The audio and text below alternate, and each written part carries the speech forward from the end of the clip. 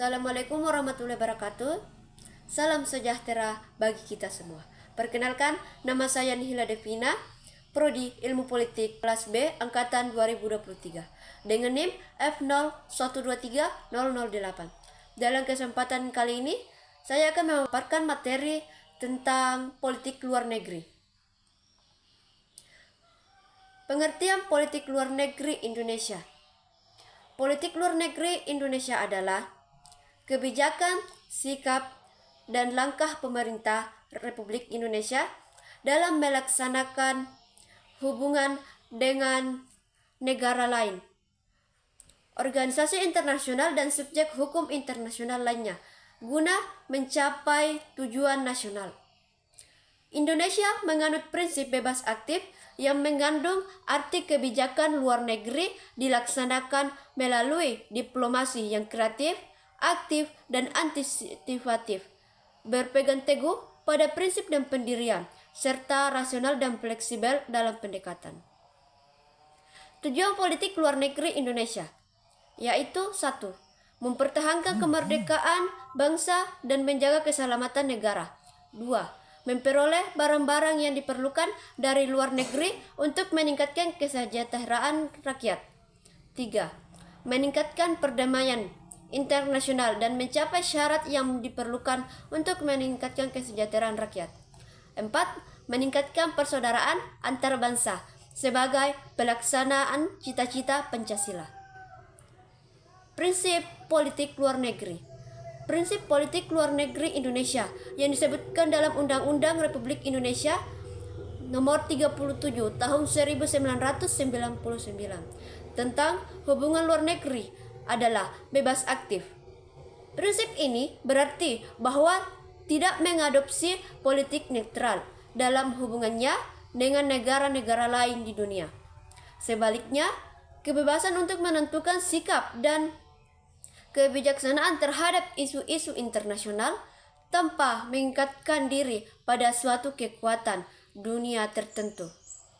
Dengan prinsip bebas aktif, Indonesia secara aktif terlibat dalam menyelesaikan konflik, sengketa, dan permasalahan dunia lainnya. Tujuannya adalah untuk mencapai ketertiban dunia yang berlandaskan pada kemerdekaan, perdamaian abadi, dan keadilan sosial. Dengan kata lain, Indonesia berusaha untuk berperan aktif dalam upaya menjaga perdamaian dan mengatasi masalah-masalah global. Landasan politik luar negeri Indonesia. Landasan politik luar negeri Indonesia terdiri dari 1. Landasan ideal. Pancasila adalah ideologi dasar negara Indonesia yang menjadi panduan dalam segala aspek kehidupan, termasuk politik luar negeri. Pancasila mengajarkan untuk mengedepankan beberapa nilai penting seperti kemerdekaan, perdamaian, keadilan sosial, dan persaudaraan internasional. Kebijakan luar negeri Indonesia dijiwai oleh prinsip-prinsip ini, dan negara berusaha untuk berkontribusi aktif dalam mencapai perdamaian dunia dan memperjuangkan kesejahteraan rakyatnya. 2. Landasan konstitusional. Undang-Undang Dasar 1945 menjadi landasan konstitusional bagi pelaksanaan politik luar negeri Indonesia. Alinea 4 Pembukaan Undang-Undang Dasar 1945. Satu tujuan utama kemerdekaan Indonesia adalah mencerdaskan kehidupan bangsa dan ikut melaksanakan ketertiban dunia yang berdasarkan kemerdekaan, perdamaian abadi, dan keadilan sosial. Dengan demikian, politik luar negeri bertujuan untuk perdamaian yang abadi dan berkeadilan sejalan dengan cita-cita kemerdekaan negara. Landasan operasional.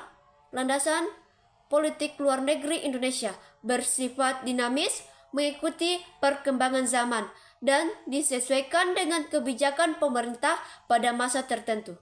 Meskipun landasan ideologi dan konstitusional tetap dipertahankan, cara pelaksanaan dan fokus kebijakan dapat berubah mengikuti perubahan kondisi global dan nasional. Hal ini menunjukkan bahwa Indonesia mampu beradaptasi dengan tuntunan zaman. sambil tetap memegang teguh nilai-nilai Pancasila dan prinsip Undang-Undang Dasar tahun 1945. Indonesia adalah serangkaian kebijakan dan langkah yang dilakukan untuk mengelola hubungan dengan negara lain. Dengan prinsip bebas aktif, Indonesia berperan aktif dalam mencapai perdamaian dunia dan meningkatkan kesejahteraan rakyat. Landasan ideologisnya berakar pada Pancasila, Undang-Undang Dasar 1945.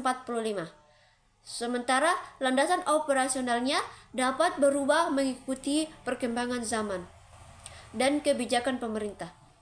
Itulah tadi materi yang dapat saya sampaikan, kurang lebihnya mohon dimaafkan.